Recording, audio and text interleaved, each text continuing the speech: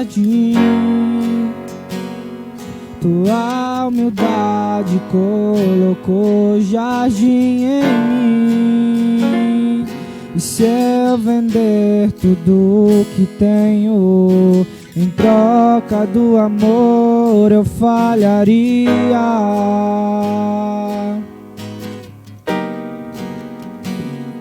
Pois o amor não se compra, nem se merece. O amor se ganha, de graça o recebe. E eu quero conhecer Jesus. Eu quero conhecer Jesus. Eu quero conhecer Jesus. Eu quero conhecer Jesus.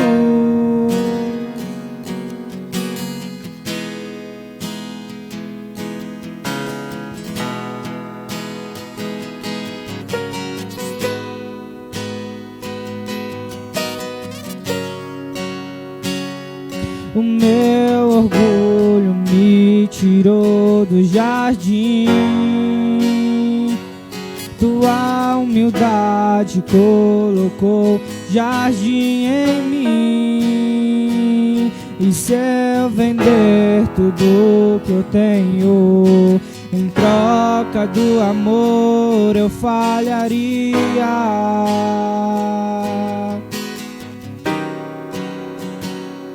Pois o amor não se compra, nem se merece. O amor se ganha, de graça o recebe. E eu quero conhecer Jesus. Eu quero conhecer Jesus. Eu quero conhecer Jesus. Eu quero conhecer Jesus. Meu amado é o mais belo entre milhares e milhares. Meu amado é o mais belo entre milhares e milhares.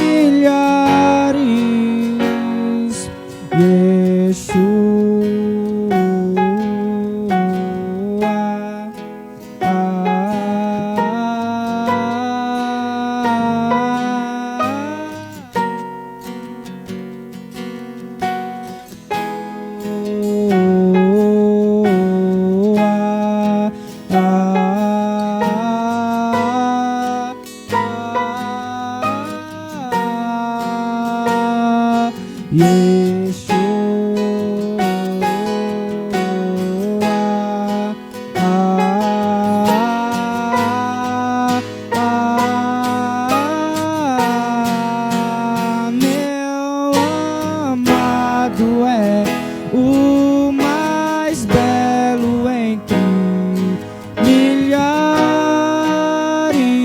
e milhares. Meu amado é o mais belo entre milhares e milhares.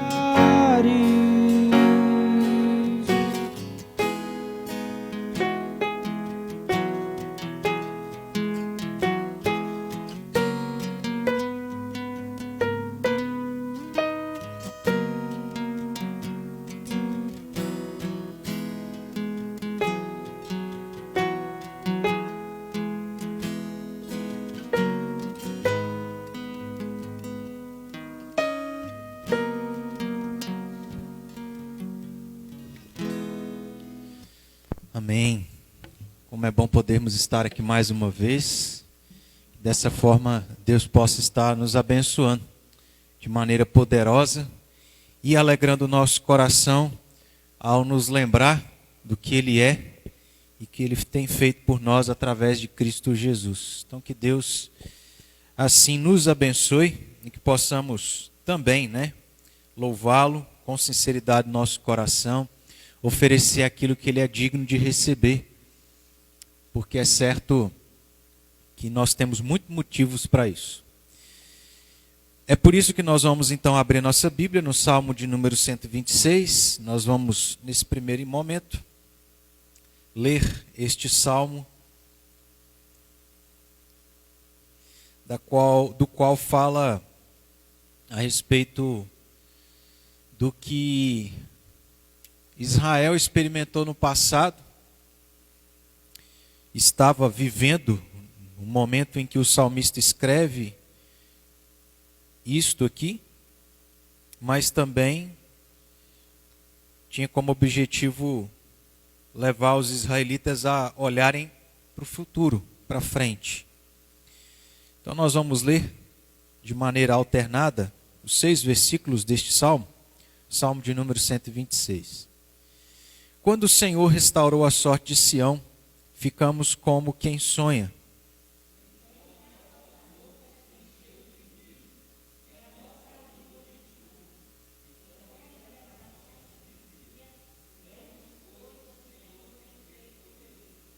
Com efeito, grandes coisas fez o Senhor por nós, por isso estamos alegres.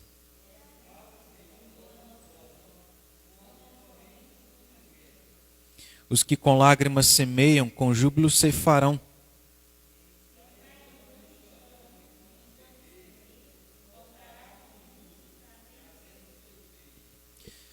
A real situação que Israel se encontrava é de que eles não estavam vivendo o que viveram no passado, aonde não só eles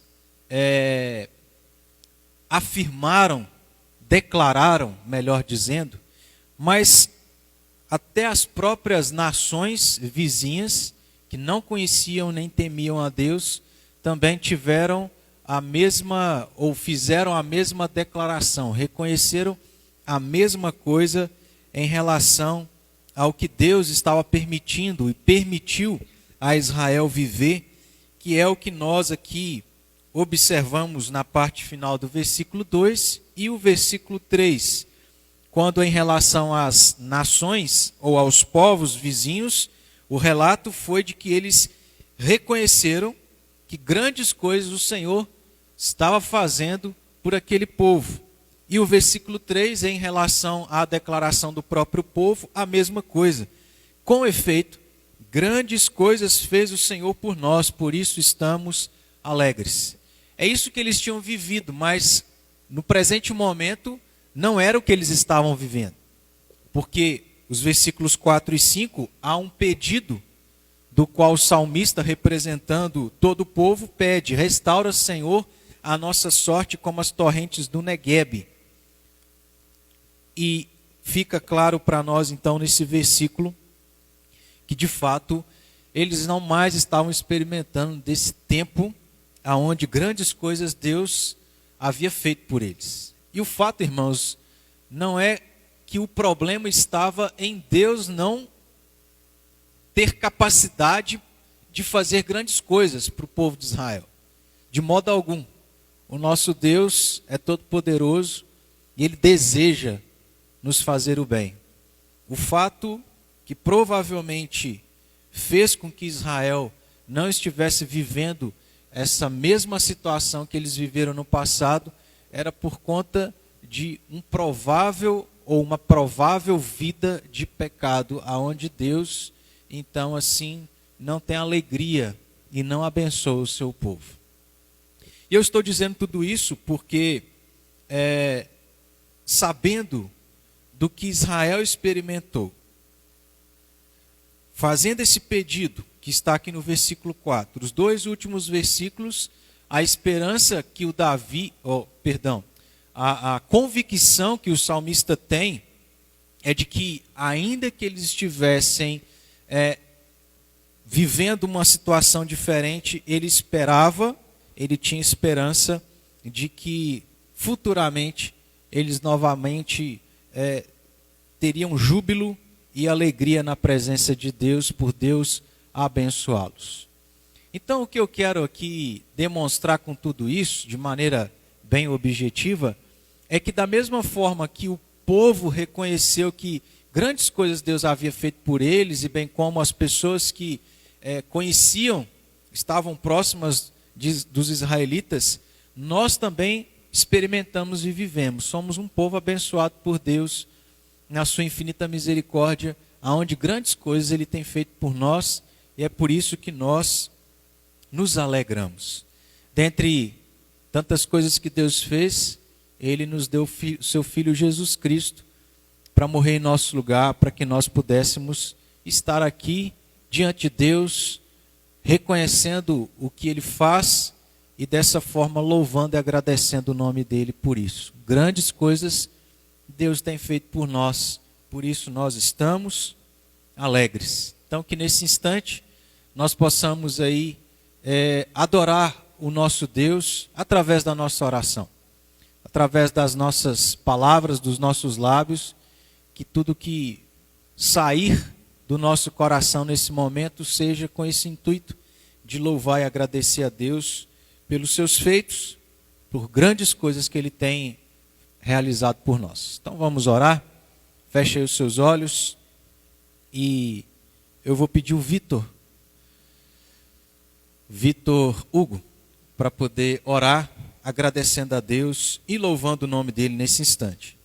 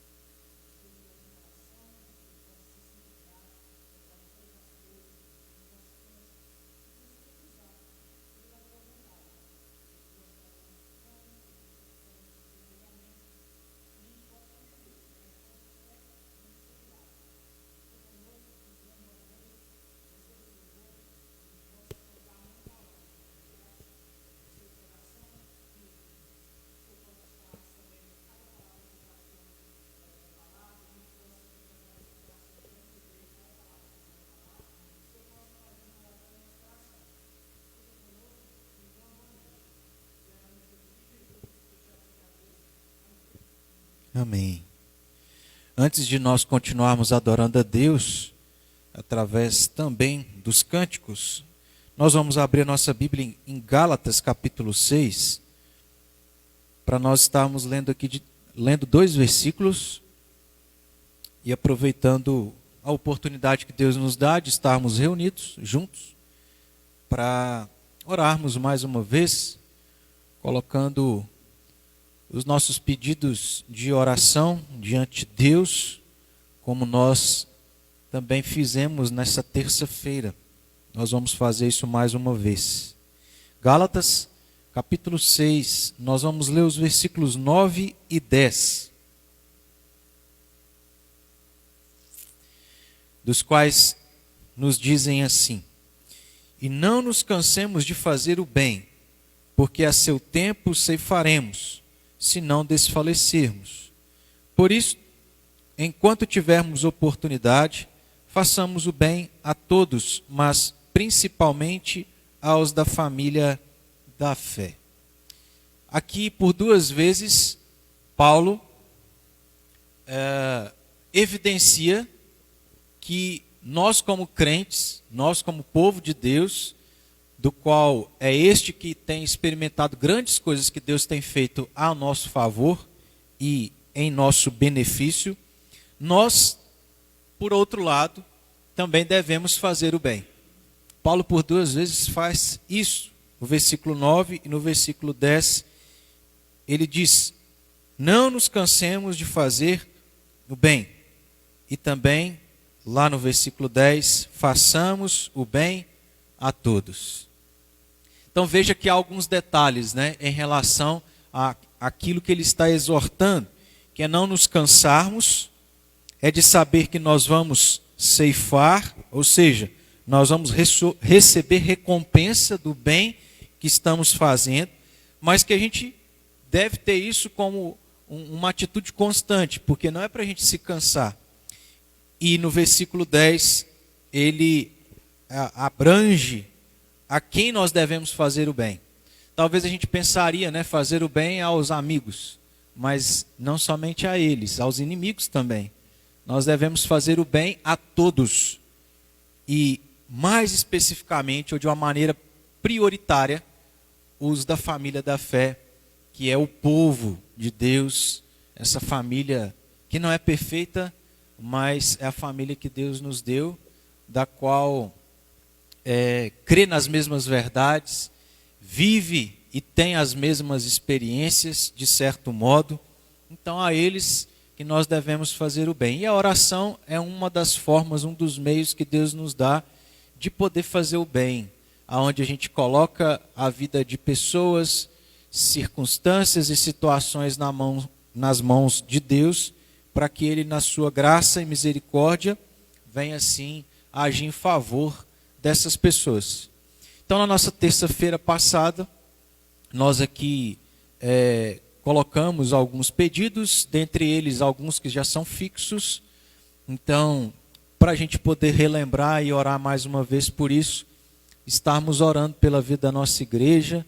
E aí, agora nós incluímos também a equipe de louvor, né? Então, todas as faixas etárias, os trabalhos, a liderança, estarmos de uma maneira ampla orando pela nossa igreja e de maneira mais específica para Deus usar a nossa vida, porque nós não estamos aqui nessa cidade, nesse lugar, à toa. Estamos aqui para poder pregar o Evangelho e, através da pregação, alcançar outras vidas. Também, irmãos, estamos lembrando de orar pelos enfermos de maneira geral, e aí a gente inclui a saúde do Dudu, também do Josué e a da Elisa. A Elisa ainda está tendo febre, mas graças a Deus só isso. Então a gente pede orações para que ela possa se recuperar. É até estranho, porque ela não é de dormir à tarde, né? Então todo mundo que conhece ela e vê ela dormindo sabe que alguma coisa tem. E ela, baqueada, acaba dormindo. Então, para Deus estar ali tendo misericórdia dela também.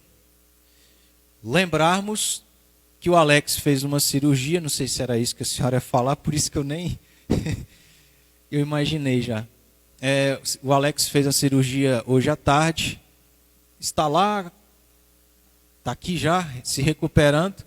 Então, orarmos pela recuperação total e plena dele. E também, irmãos, estarmos nos lembrando, né, que diante desta pandemia, tem muitas pessoas enfermas por conta disso, outras famílias que perderam tantos entes queridos estão enlutadas, e é pedir a Deus para que isso se encerre, para que Ele, através dessas vacinas também, nos conceda essa graça de nos ver livres de tudo isso.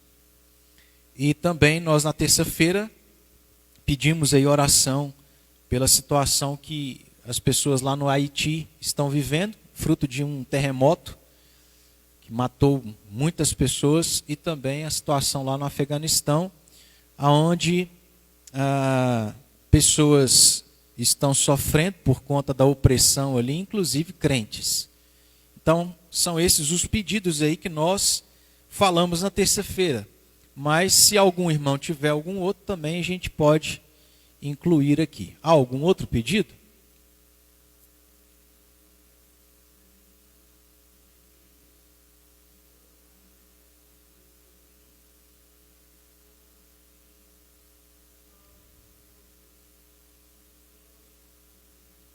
Aos familiares da dona Cecília que pegaram, né, o vírus, Deus está aí restaurando e abençoando para que isso não se agrave, né, e traga sequelas para a vida deles. Meus irmãos, então nós vamos orar. Eu vou dar um tempo para você orar silenciosamente. Depois nós vamos estar quebrando o silêncio, orando de maneira geral por esses pedidos e essas pessoas.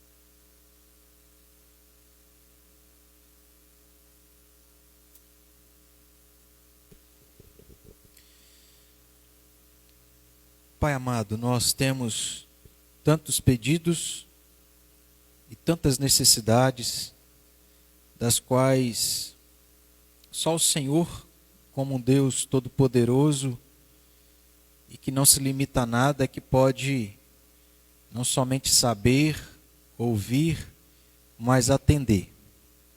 Se compadecer como ninguém se compadece, até mesmo, ó Deus, porque naquilo que nós mais necessitávamos de misericórdia, o Senhor assim usou para conosco, que foi nos livrar do sofrimento eterno por conta dos nossos pecados. Então te louvamos, ó Pai, e colocamos aqui diante de Ti, mais uma vez, como fizemos a partir de terça-feira, nos pedidos que ali foram mencionados. Fazemos mais uma vez aqui, nesse lugar, nessa noite, pedindo para que, ó Deus, o Senhor continue tendo misericórdia e abençoe essa igreja, abençoando, ó Deus, tanto as lideranças como até as crianças, em todos os trabalhos, em tudo que envolve a vida dessa igreja, Pai. Que o Senhor esteja dando prosperidade para a glória do Teu nome. Nem que, ó Deus, seja necessário, como de fato é, que o Senhor trate, que o Senhor nos faça voltar para o Senhor e assim corrigir o que é necessário na nossa vida. Pedimos, ó Deus, que o Senhor nos ajude a dar bom testemunho na nossa vida, não somente naquilo que nós dizemos, mas naquilo que nós fazemos. Que, ó Pai, através do bom testemunho possamos, assim, alcançar outros ao ser sal e luz nessa terra. Que, ó Deus, essa igreja possa fazer a diferença e ser relevante para que outros assim conheçam a Tua palavra de salvação. Também, ó Deus, nós queremos pedir que o Senhor, de maneira geral, abençoe aqueles que estão enfermos, ó Deus, as famílias e as pessoas que estão mal por conta deste vírus. Que, ó Deus, o Senhor esteja intervindo, curando, restaurando, para que elas estejam bem novamente. Também, Pai, pedimos pela recuperação do Alex, para que, ó Deus, o Senhor conceda essa graça.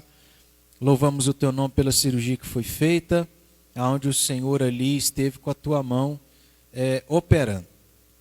Também, Pai, queremos pedir em favor das famílias que estão enlutadas, sofrendo por conta de perder, ó Deus, entes queridos, seja por essa pandemia, seja por outras coisas, que o Senhor fortaleça, conforte, como só o Senhor pode fazer, através da tua presença, mas também, ó Deus, através da tua palavra, que é poderosa e que transforma e revela quem o Senhor é, esse Deus de amor. Pai, pedimos para que o Senhor tenha misericórdia desses países que estão sofrendo diante de catástrofes da natureza, mas também do próprio coração pecaminoso do ser humano. Que, ó Deus, em tudo o Senhor possa estar ali se mostrando como um Deus de salvação, para que mesmo, ó Deus, diante da realidade, da dor e do sofrimento, haja esperança da vida eterna. Ó Pai, e nós também queremos agradecer, porque o Senhor tem nos ouvido e nos atendido. Então, ó Deus, diante disso, nós te louvamos e aqui, ó Deus, colocamos todos esses pedidos nas tuas mãos, para que através da nossa oração, do nosso desejo, estas vidas sejam abençoadas, para que através da nossa vida, nós possamos fazer o bem a cada uma delas. E que o Senhor, ó Deus, continue alegrando nosso coração para te adorarmos e te servirmos aqui nesse lugar como de fato viemos para fazer.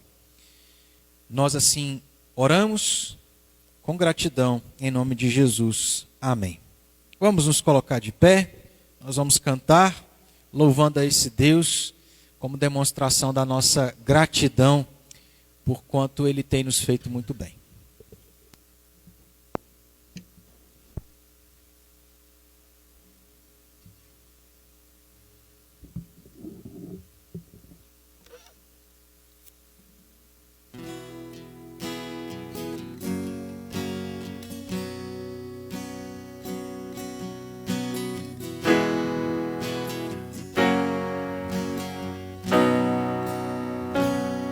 Bem mais que as forças, poder e reis, que a natureza e tudo que se fez, bem mais que tudo criado por tuas mãos.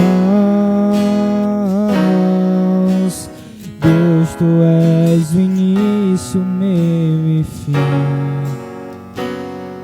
Bem mais que os mares, bem mais que o sol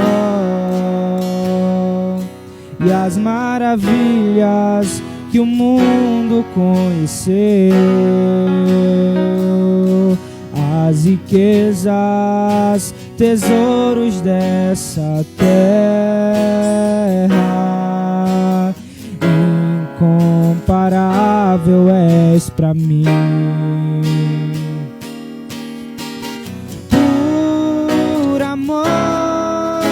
Sua vida entregou, meu Senhor. Humilhado foi como a flor machucada no jardim. Morreu por mim, pensou em mim, me amou.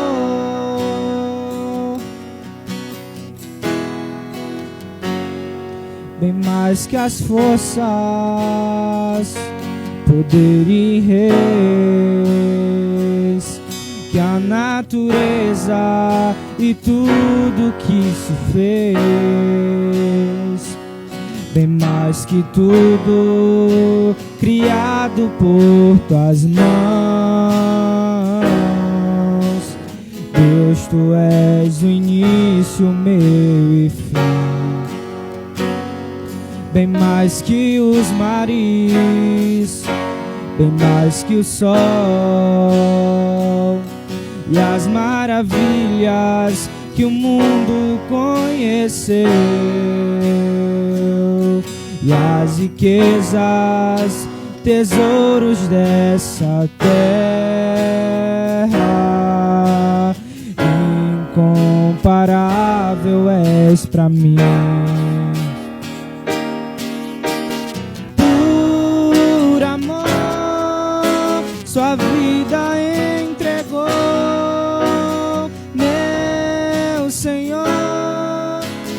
Humilhado foi como a flor machucada no jardim, morreu por mim, pensou em mim, me amou por amor, sua vida entregou, meu Senhor. Humilhado foi como a flor machucada no jardim, morreu por mim, pensou em mim,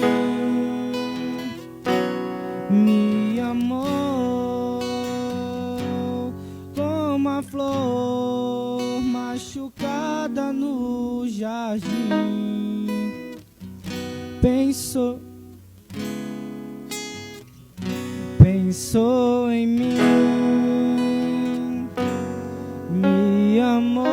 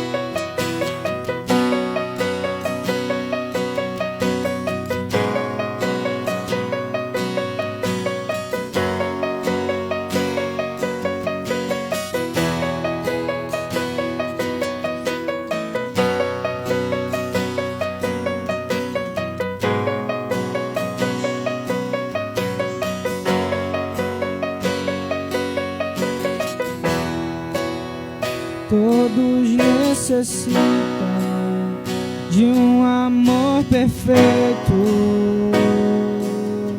perdão e compaixão.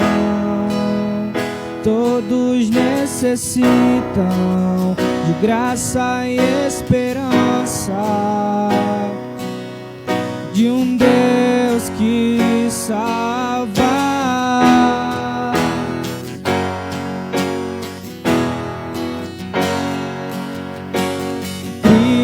Tu move as montanhas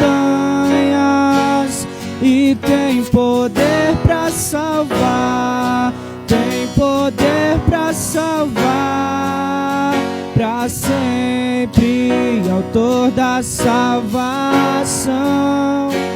Jesus a morte venceu, sobre a morte venceu.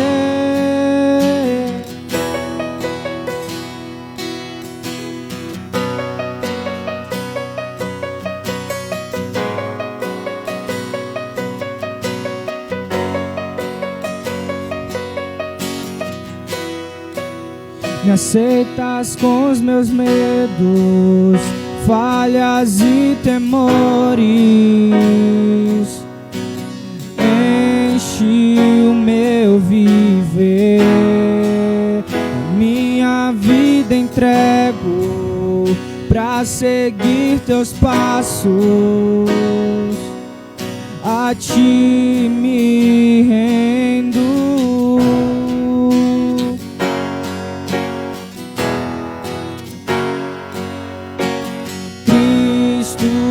Move as montanhas e tem poder pra salvar, tem poder pra salvar, pra sempre, autor da salvação. Jesus a morte venceu, sobre a morte venceu. Passa o mundo ver brilhar a luz, cantamos para a glória do Senhor Jesus. Cristo passa o mundo, ver brilhar a luz. Cantamos para a glória do Senhor Jesus. Passa o mundo, ver brilhar a luz. Cantamos para a glória do Senhor Jesus. Cristo passa o mundo, ver brilhar a luz. Cantamos para a glória do Senhor Jesus.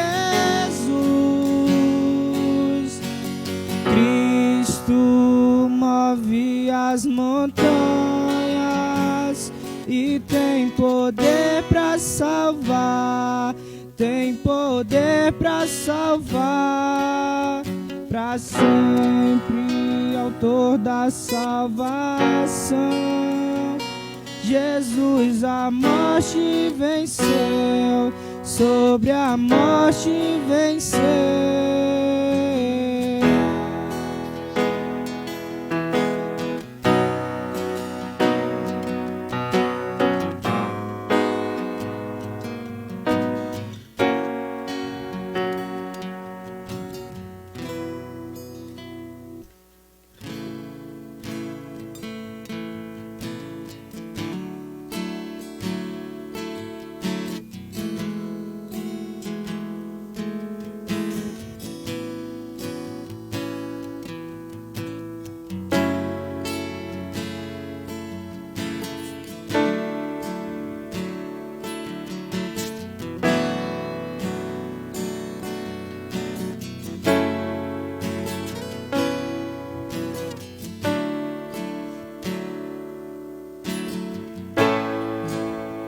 Perto quero estar,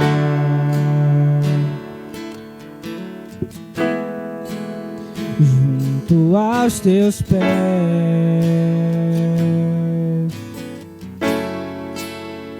pois prazer maior não há que me render e te adorar. Tudo que há em mim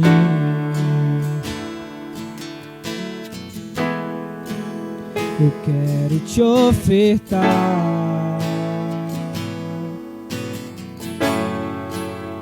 mas ainda é pouco, sei, se comparado ao que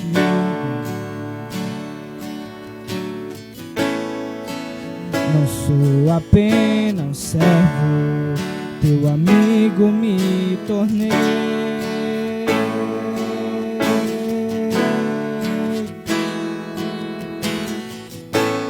Te louvarei,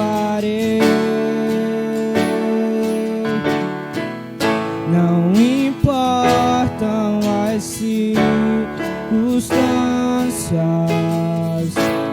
adorarei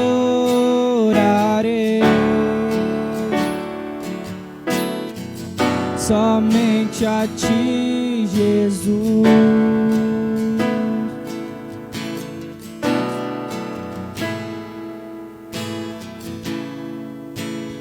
Perto quero estar, junto aos teus pés,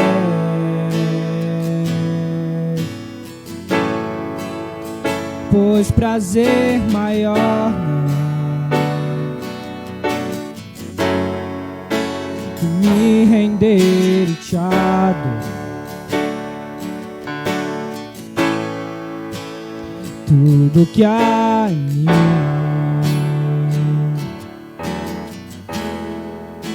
eu quero te ofertar,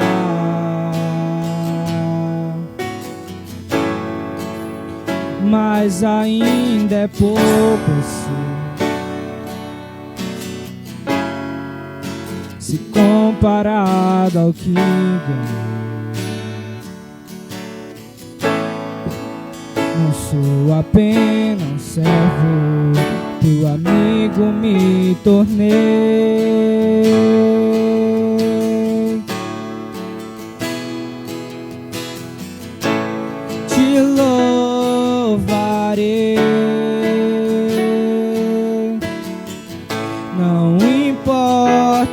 as circunstâncias, adorarei.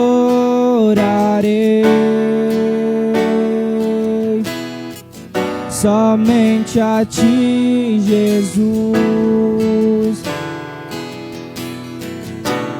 te louvarei. Não importam as circunstâncias, adorarei. Somente a ti, Jesus. Somente a ti, Jesus. Somente a ti, Jesus.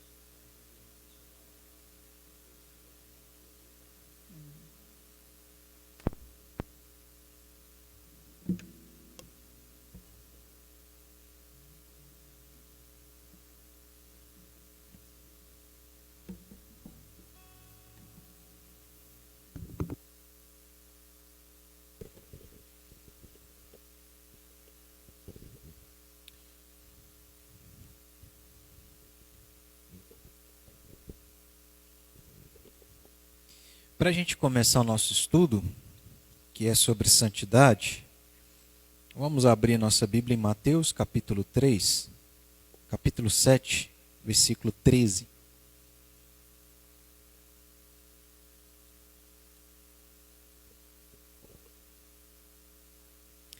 Mateus, capítulo 7, versículo 13.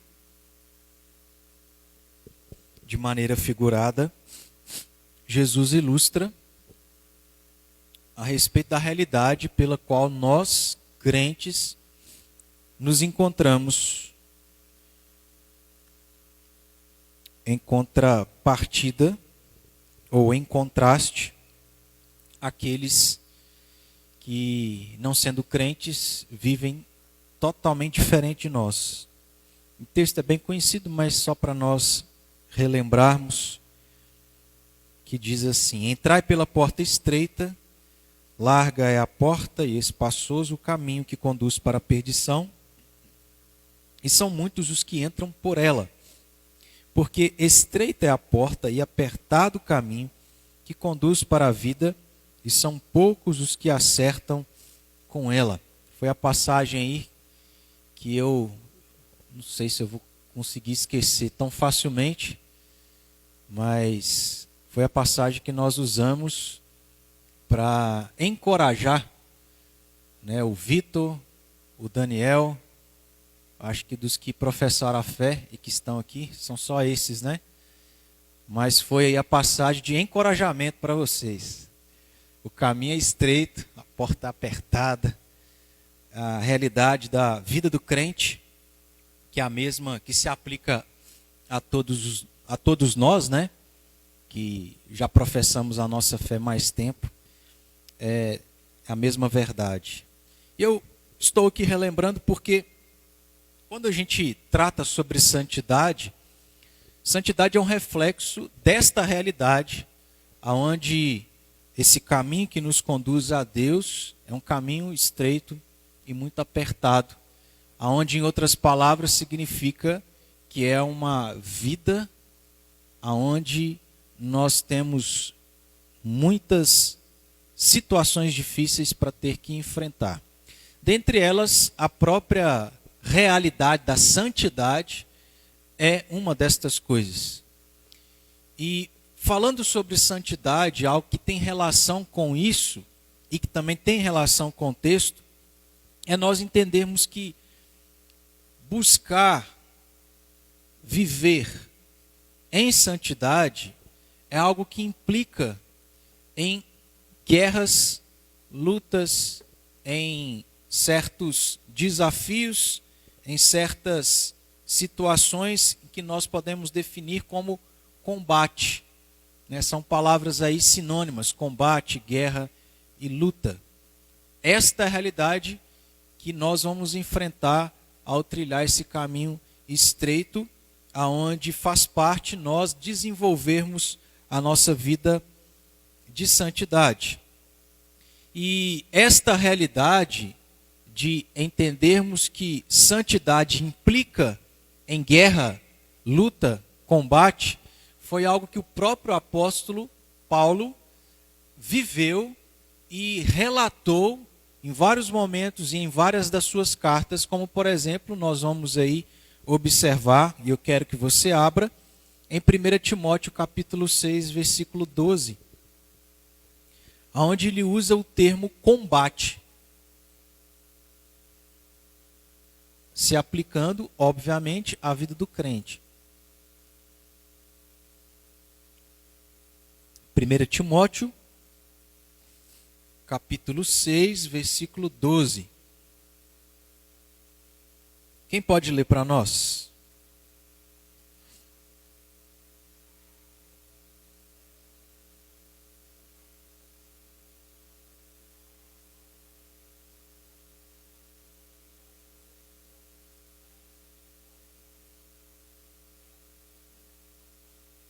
Primeira Timóteo 6, 12.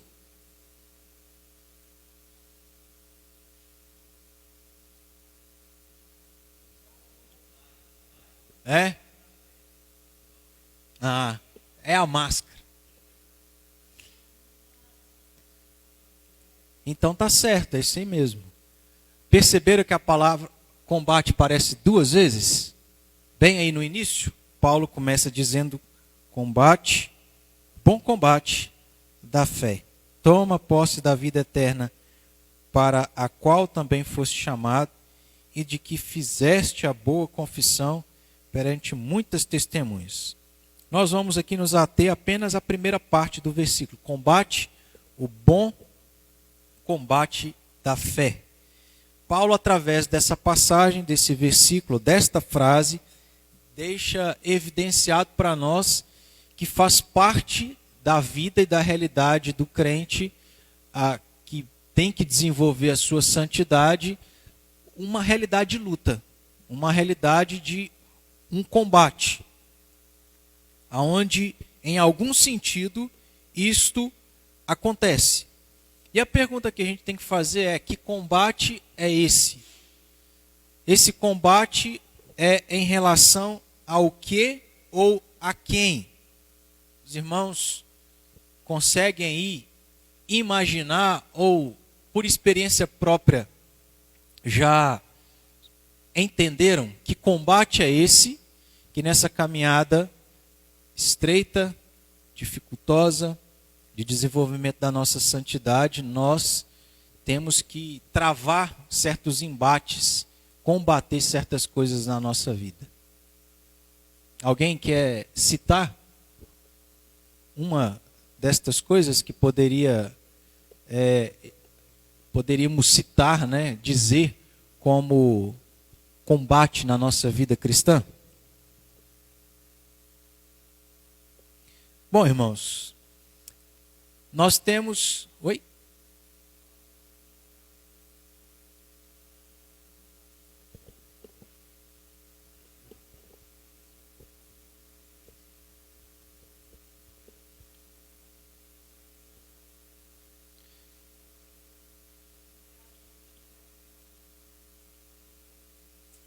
Exatamente, né? E aí a senhora relacionou essa perseguição, que é resultado dessas guerras, né? Aonde o diabo é um dos que travam esse embate, essa guerra com os crentes. E de fato é isso mesmo. E que a gente pode relacionar a outra coisa, que é o próprio mundo. E mundo, eu me refiro aqui àqueles que não são crentes, né? Eu me refiro aos descrentes, aos que não têm um compromisso sério com Deus. E associado a isso, ou sendo o fundamento disso, o próprio pecado. Então, pelo menos de maneira geral, nós temos esses 3 embates na nossa vida, na nossa caminhada que é estreita, onde a gente deve desenvolver a nossa santidade. Santidade implica em combate. E combate ao que ou a quem? Ao pecado, ao mundo e ao diabo. Então, só para nós estarmos abrindo as nossas Bíblias e observando isso aqui, só para nós estarmos conferindo isto aqui, vamos abrir em alguns textos. Primeiro, relacionado ao nosso embate ou a esta luta com o diabo, né? Vamos abrir em Jó, capítulo 1, versículo 7.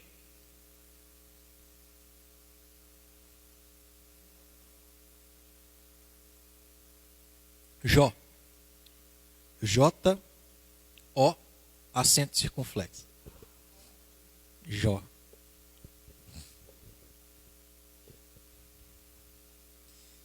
Jó 1:7.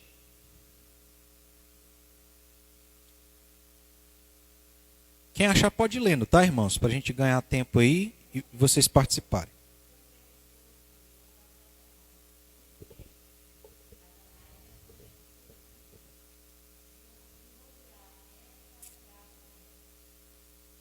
Então percebam,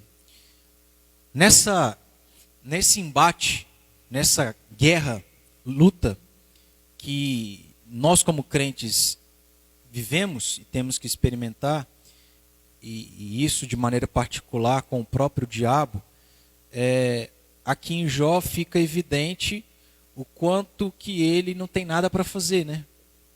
O quanto que ele tem como objetivo ficar passeando e rodeando a terra, aonde ele tem como finalidade fazer o que ele tentou fazer e causar a própria vida de Jó. Observando outros textos, vamos para o Novo Testamento, agora no Evangelho de Lucas, capítulo 22, versículo 31. 22, 31.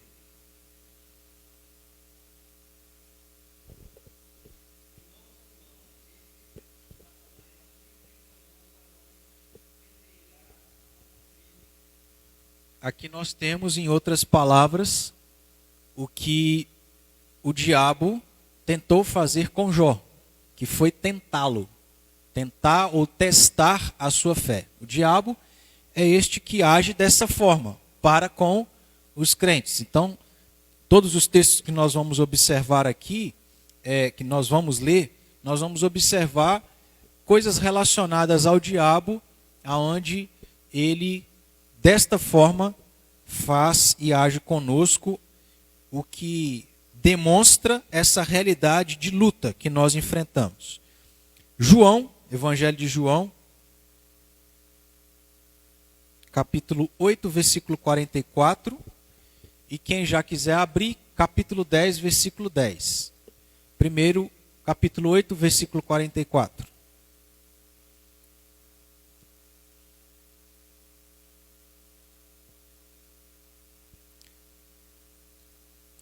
Vós sois do diabo, que é o vosso pai, e quereis satisfazer-lhe os desejos.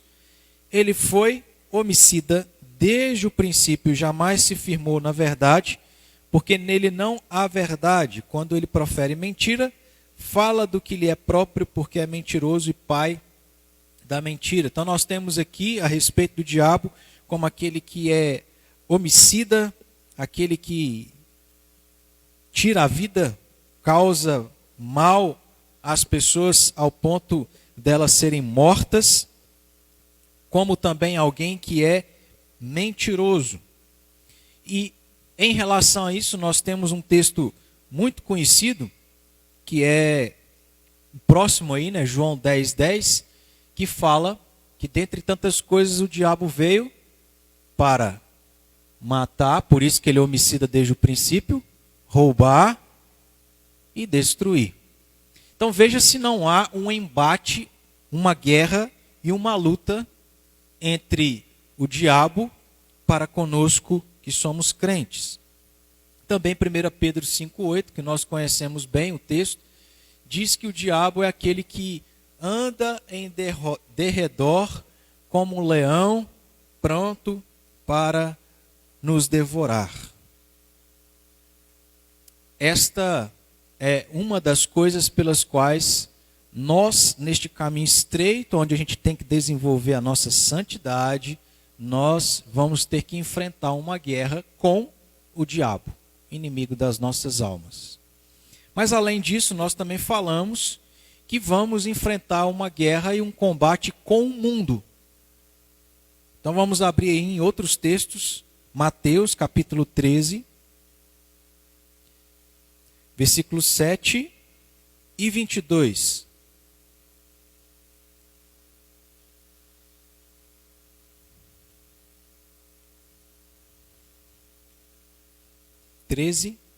Capítulo 13, versículos 7 e 22.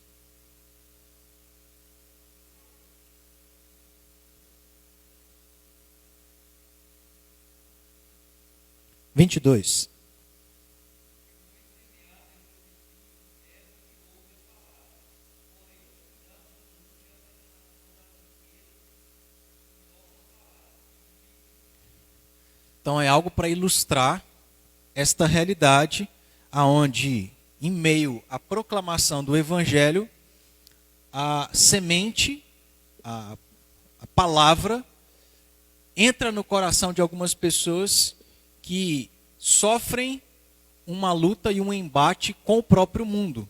No versículo 22, diz que a palavra não permanece no coração dessas pessoas, porque os cuidados do mundo e as fascinações ou a fascinação das riquezas sufocam a palavra. Então o próprio mundo, as coisas que o mundo oferece, aquilo que as pessoas que estão no mundo oferecem, travam essa batalha de tentar não só sufocar, mas iludir, né? Tentar atrair para que as pessoas não sirvam a Deus e não vivam para Ele. Seguindo, voltando aí para João, capítulo 15, versículo 18.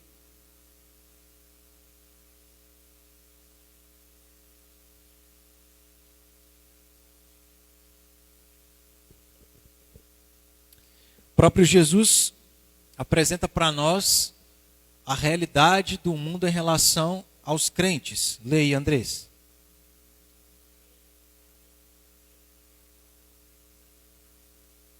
Jesus veio e o mundo odiou tanto a Cristo que ele foi assassinado.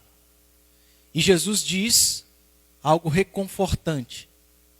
Na verdade, não, né, irmãos? Mas ele apresenta essa realidade para nós, aonde se resume em a vida do crente em desenvolvimento de uma santidade, aonde as coisas serão difíceis. Se odiaram a mim, odiarão a vocês também. Então veja, né, nesses países aí como Afeganistão e do Oriente Médio, crentes são mortos por ódio, porque o mundo odeia o crente. O que mais? Romanos capítulo 12, versículo 2 é uma recomendação do apóstolo Paulo para que a gente não se conforme a este século.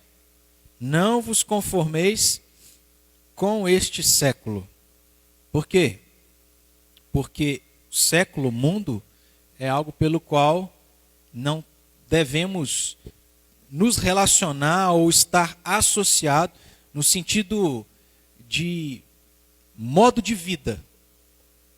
Paulo não está falando para a gente sair do mundo, porque não tem como, né? Ele está dizendo para que a nossa vida não seja moldada ao modo de vida das pessoas que não servem a Deus. Outras recomendações dadas por Paulo. Gálatas capítulo 6, versículo 14. Gálatas 6, 14.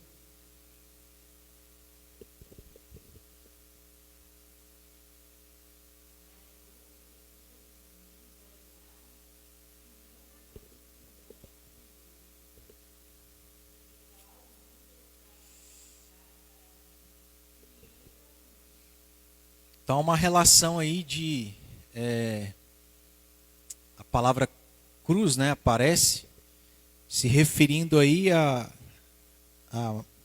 sofrer algo, a tomar algo pesado, até mesmo a própria morte em relação a nós, pela qual o mundo está crucificado para mim e eu para o mundo.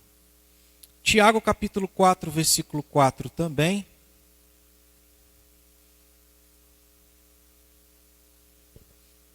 É uma advertência aqui é uma puxada de orelha nos crentes que Tiago escreve, quando ele chama esses crentes de infiéis, porque implicitamente, pelo texto aqui, a gente infere, né, que esses crentes estavam tendo amizades com o mundo. Infiéis, não compreendeis que a amizade do mundo é inimiga de Deus? Aquele, pois, que quiser ser amigo do mundo, constitui-se inimigo de Deus. Então, vamos aqui fazer o contrário, né? Se ser amigo do mundo resulta em ser inimigo de Cristo, se ser amigo do mundo, inimigo de Deus, ser amigo de Deus, aí sim, ser amigo de Deus resulta que o mundo nos odeia. Nós, aos olhos do mundo, somos considerados inimigos. Que mais? 1 João, só mais dois aqui, mais dois textos para exemplificar. 1 João 2,15.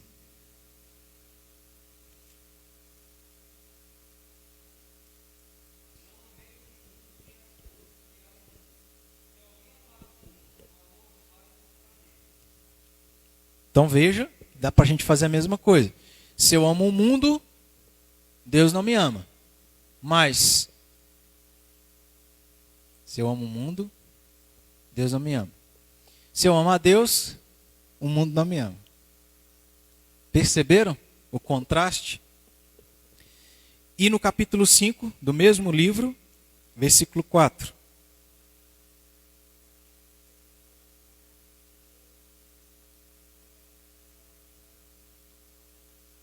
Olha que interessante, né? Porque fala aqui, 5:4, né? Porque todo que é nascido de Deus vence o mundo.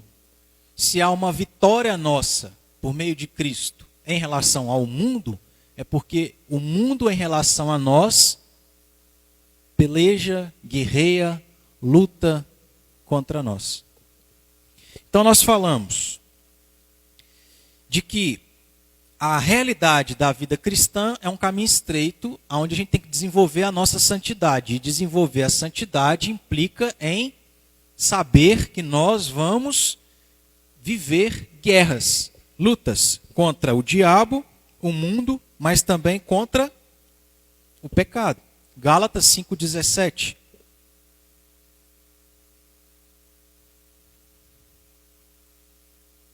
Porque a carne milita contra o espírito. E carne aqui entenda como pecado.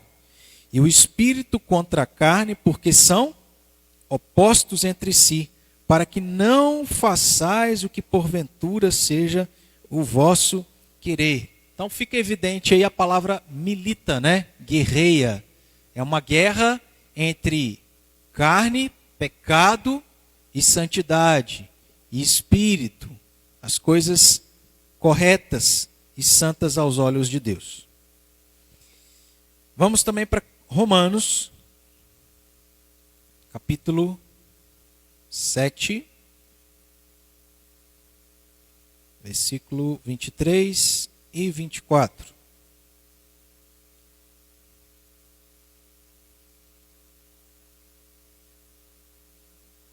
Sete, 23 e 24. Mas vejo nos meus membros outra lei, que, guerreando contra a lei da minha mente, me faz prisioneiro da lei do pecado que está nos meus membros. Então, o que significa isso que Paulo está dizendo? É que havia um embate, uma guerra entre a sua mente, o que ele queria fazer, em relação à sua carne, os seus membros. 24. qual que é o relato que ele diz a respeito disso? Desventurado homem que sou, quem me livrará do corpo desta morte? Porque há esse embate entre o que o Espírito Santo produz em nós, de desejo de fazer agradar a Deus, em relação àquilo que a nossa carne quer, que é pecaminoso. Marcos 14:38. Jesus nos aconselha a ter uma atitude em relação a esta realidade de embate entre a nossa carne e o pecado. Marcos 14:38. Vigiai e orai para que não entreis em tentação, porque o Espírito na verdade, o Espírito na verdade está pronto, mas a carne é fraca. Então está claro e evidente para nós esse embate. Mais 3 textos para a gente terminar aqui. Voltando lá para Paulo, 1 Coríntios 9:27. Ele, de maneira figurada, diz o que ele fazia em relação a esse embate. 9:27. Mas esmurro meu corpo e o reduzo à escravidão, para que, tendo pregado a outros, não venha eu mesmo a ser desqualificado. O embate aqui é que ele esmurrava a sua própria carne, o seu próprio corpo. É lógico, irmãos, isso não é literal, né? Ele não se batia, se flagelava. Mas significa que espiritualmente ele fazia isso. Ele lutava contra a sua própria carne. Gálatas capítulo 5, versículo 24.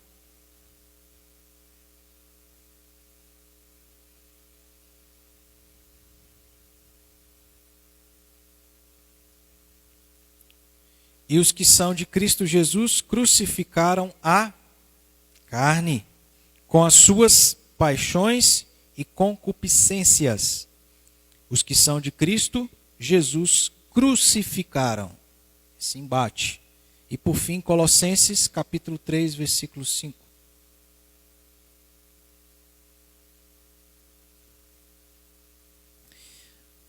Colossenses 3:5. Fazei, pois, morrer a vossa natureza terrena, prostituição, impureza, paixão, lascívia, ou paixão lasciva, desejo maligno e avareza, que é idolatria. Então são alguns textos que servem para a gente entender que, meus irmãos, ser crente, ter que desenvolver uma vida de santidade resulta em quê? Guerra. Então, num certo sentido, nós não vamos ter sossego. É guerra. Guerra contra um ser espiritual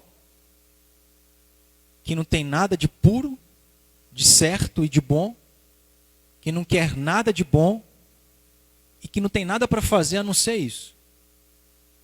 Tentar nos causar mal, dano.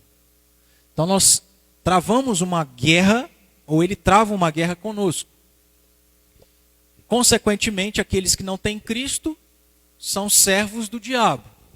E sendo servos do diabo, são usados também para guerrear conosco, que é o mundo. E tudo isso por conta dessa terrível realidade que é o pecado na vida de todo ser humano. Diante disso, então, nós temos o exemplo. Aqui, para a gente ganhar tempo, nós não vamos abrir o texto, mas depois, em casa, se você tiver um interesse, faça isso, né? Porque os textos são interessantes. Nós temos 2 exemplos de pessoas que a própria Escritura narra o quanto que elas sofreram essas guerras. Seja em relação ao diabo, seja em relação ao mundo, seja em relação ao pecado. Aí eu abro parênteses para dizer que, em relação a Jesus, o pecado não se aplica. Mas ele sofreu guerra em relação ao diabo, em relação ao próprio mundo. E Paulo, em relação a essas coisas, e em relação ao pecado. Que são os textos de Isaías capítulo 53, que fala de uma maneira bem detalhada todo o sofrimento que Jesus, ou parte do sofrimento que Jesus teve ao viver nesse mundo, causado pelo diabo, de certa forma, e causado pelo próprio mundo que o colocou naquela cruz. E em relação a Paulo, nós temos o texto clássico, que é uma listagem do que ele sofreu, que é 2 Coríntios capítulo 11, versículos 23 a 29. De apedrejamento, naufrágio, prisão, açoite, chicote, etc, etc. Tudo isso por causa desse embate com o diabo, mundo e o pecado. Bom, irmãos, entendendo isso, nós precisamos pensar que o embate do crente, de maneira geral, se envolve nessas três coisas.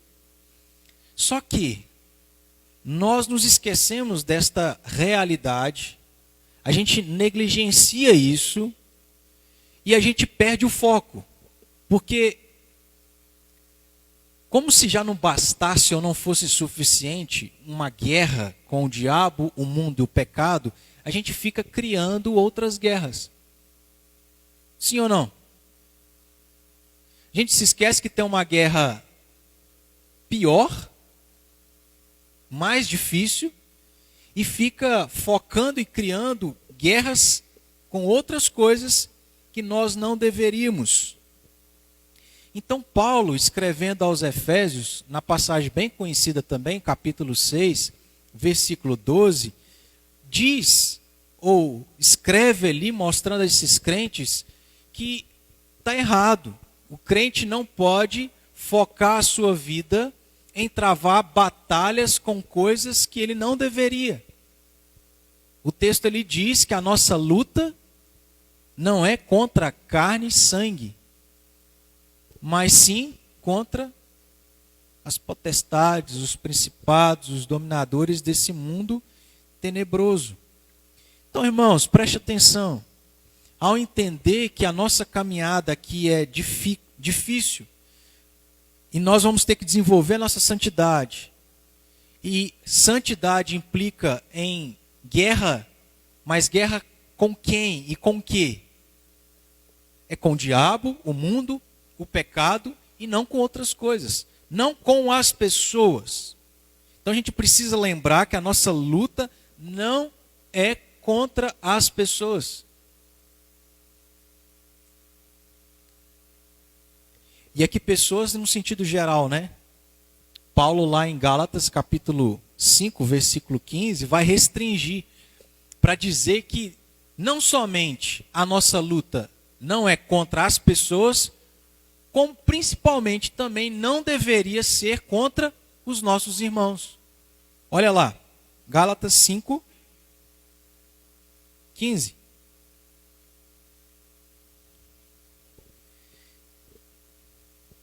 Se vós, porém, vos mordeis e devorais uns aos outros, vede que não sejais mutuamente destruídos. O que ele está dizendo aqui, ele disse porque era necessário dizer para os crentes da Galácia. Por quê? Porque eram crentes que estavam guerreando e lutando contra as coisas erradas. Ao invés de lutar contra o diabo, o pecado e o mundo, eles estavam travando guerras. Tiago vai falar isso também para nós, né? De onde procedem guerras, etc. Senão dos vossos prazeres que militam na vossa carne.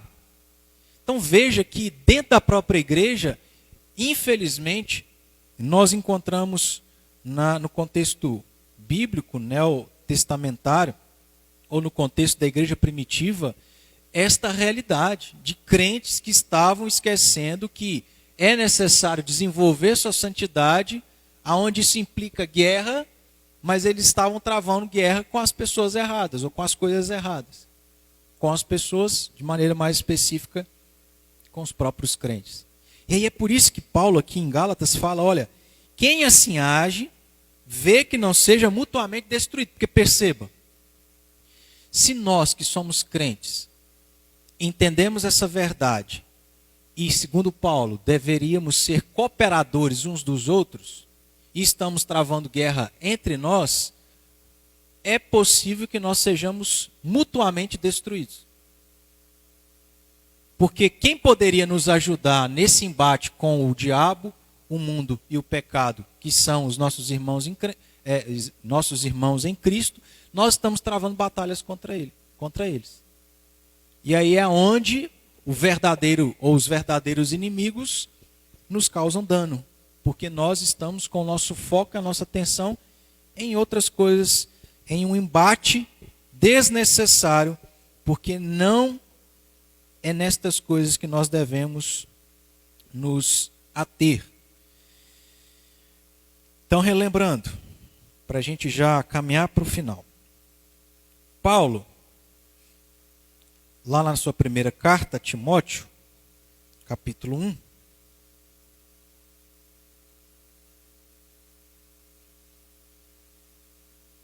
versículo 18.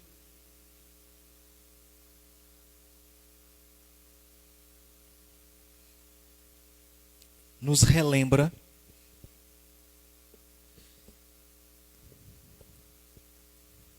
de qual combate que nós devemos ter. 1:18. Este é o dever de que te encarrego, ó filho Timóteo, segundo as profecias de que antecipadamente foste objeto.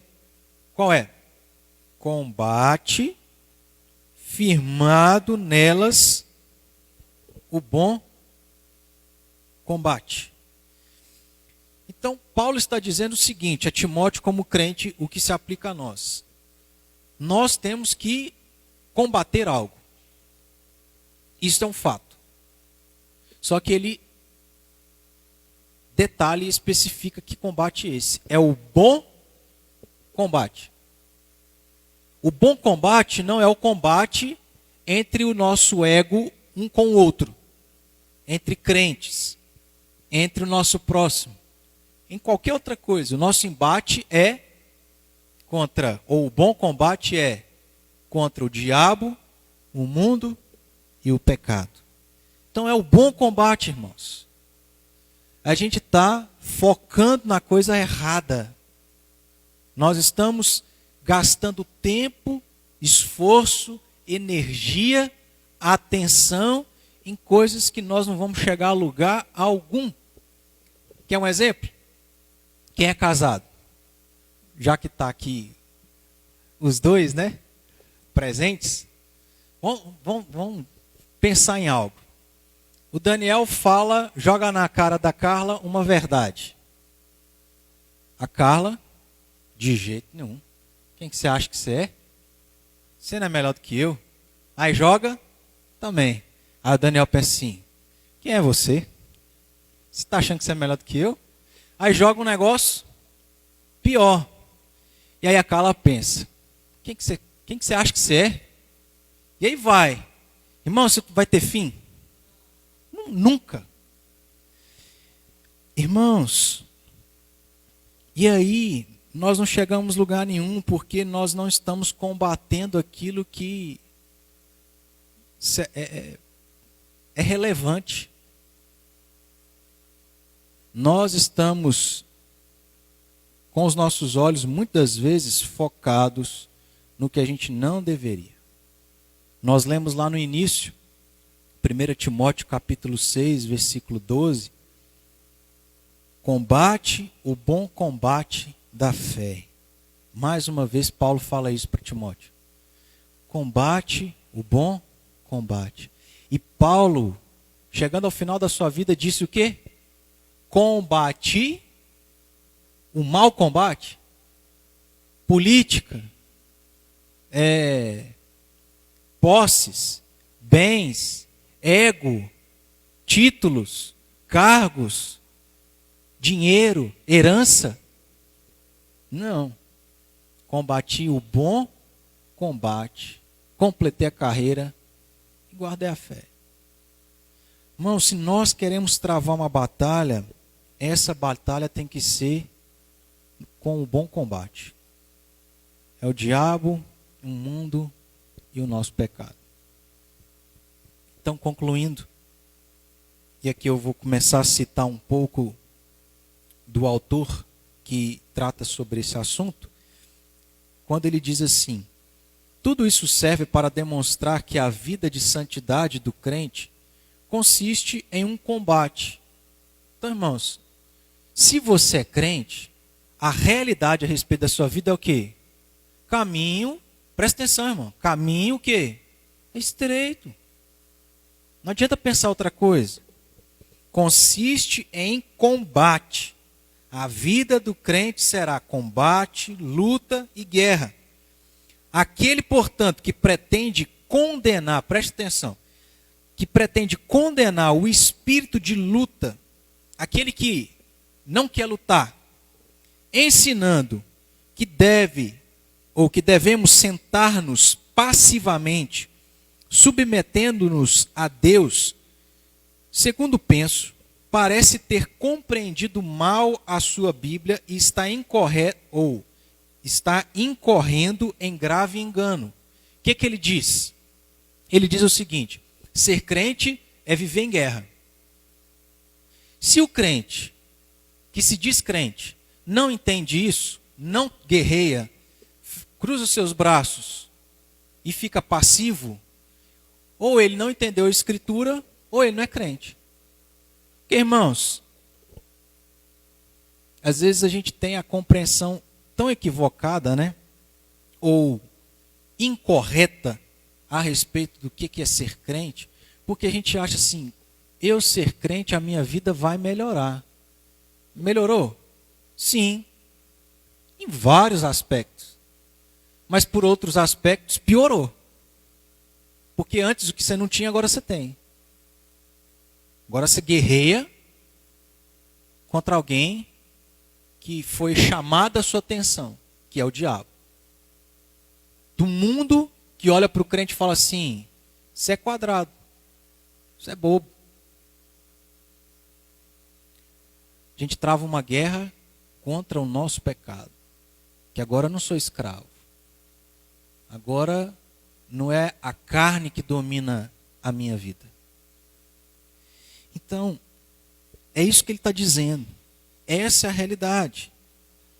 Todo verdadeiro crente é e deve ser comprometido em batalhar contra estas coisas, para que ele seja santo. Não há santidade sem luta, meus irmãos. É impossível. Então eu volto a falar, uma igreja lotada, onde as pessoas só vêm aqui para esquentar banco, meus irmãos, isso não promove nada. Isso não muda nada. Porque é guerra, é batalha. Nós não podemos permanecer acomodados.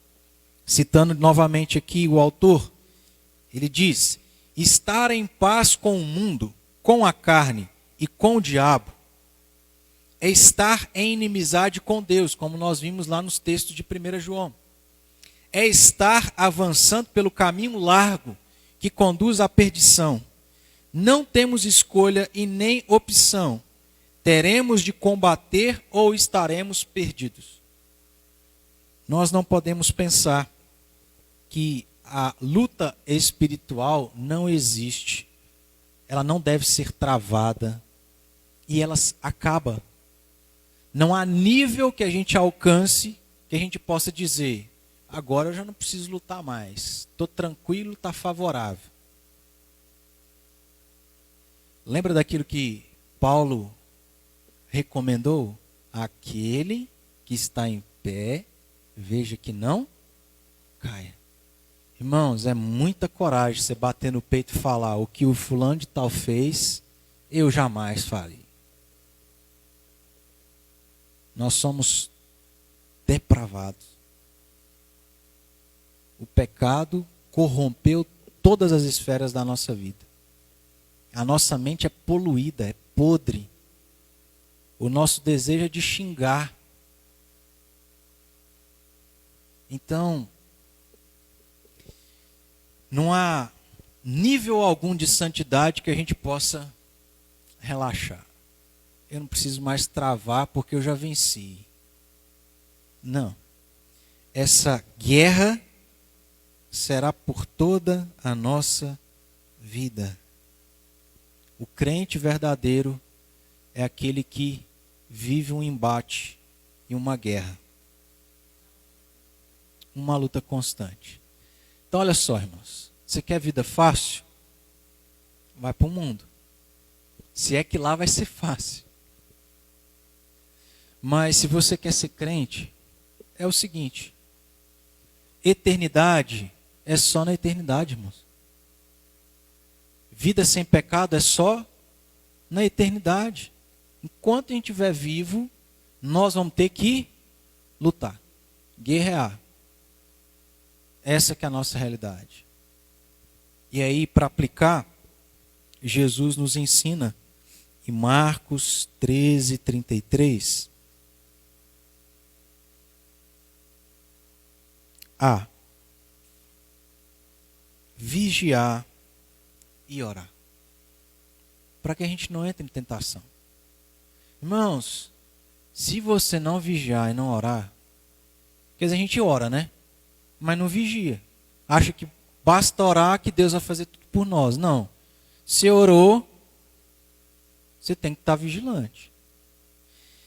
Se a gente não vigiar e não orar, a gente peca. E a gente cai em tentação. E o mundo está aí oferecendo, porque ele é nosso inimigo. O prazer do mundo, irmãos, é ver a igreja e os crentes caem. Que eles são os nossos inimigos. Ele quer ver a igreja sendo envergonhada. Só que a nossa vida cristã é uma vida onde a gente não entende o que é ser santo, ou que ser crente é desenvolver a sua santidade, e a gente não está sabendo que nós precisamos fazer a nossa parte de lutar contra o pecado, vigiar. É porque nós estamos tão relaxados que está havendo tanto escândalo na vida de muitos crentes, inclusive pastores. Porque eu sou pastor, não peco, eu estudo, conheço a Escritura, leio, pode me perguntar o que você quiser, que eu sei. Mas, irmãos, a realidade do pecado está presente. Se a gente não vigiar e não orar, a gente cai em tentação. Então, a aplicação é essa, vigiar e orar. Oi, alguém falou alguma coisa? Não? Escutei uma voz. Efésios 6 também, uma outra aplicação. A gente conhece aqui o texto, já citamos parte dele.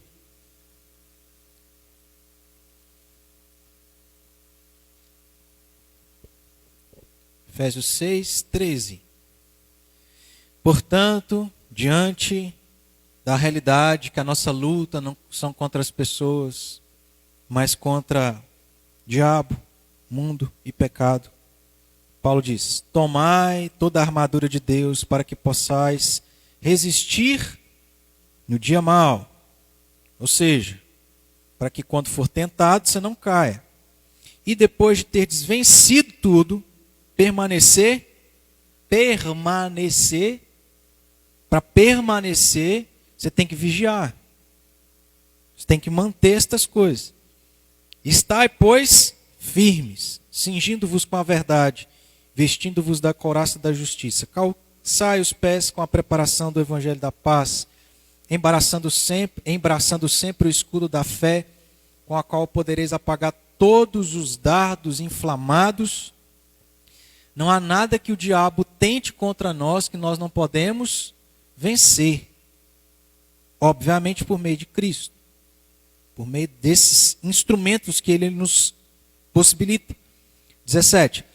Tomai também o capacete da salvação e a espada do Espírito, que é a palavra de Deus, com toda oração e súplica, orando em todo o tempo no Espírito, para isso vigiando com toda perseverança e súplica por todos os santos.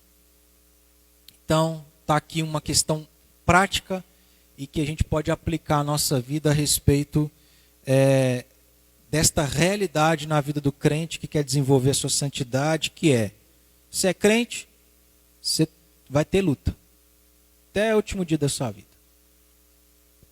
Vigiar, orar e tomar aqui a armadura de Deus.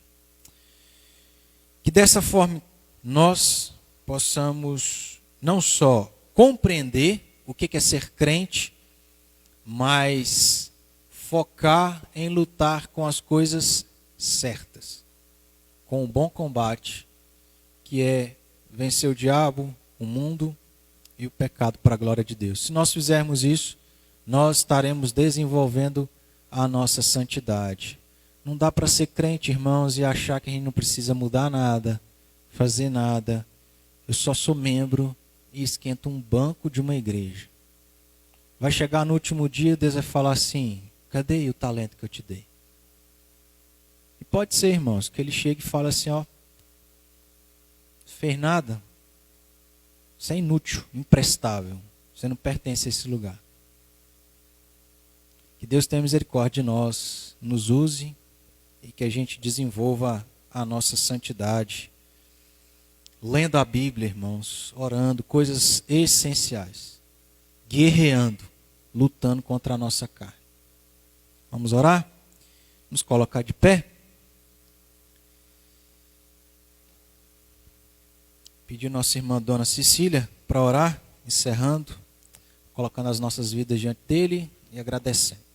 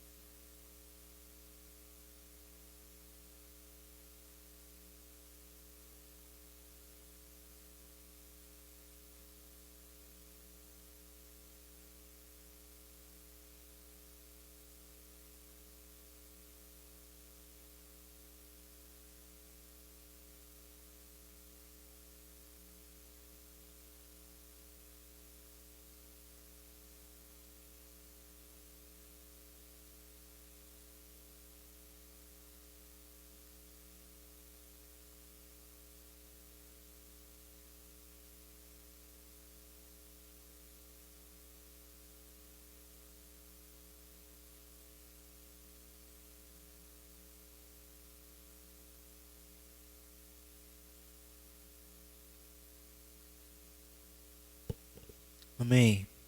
Então vai em paz, lembrando aí do casamento dos nossos irmãos Isabela e Leonardo, que será no dia 18 de setembro, às 18 horas, lá na Chácara Senhora da Piedade. Então os irmãos estão convidados.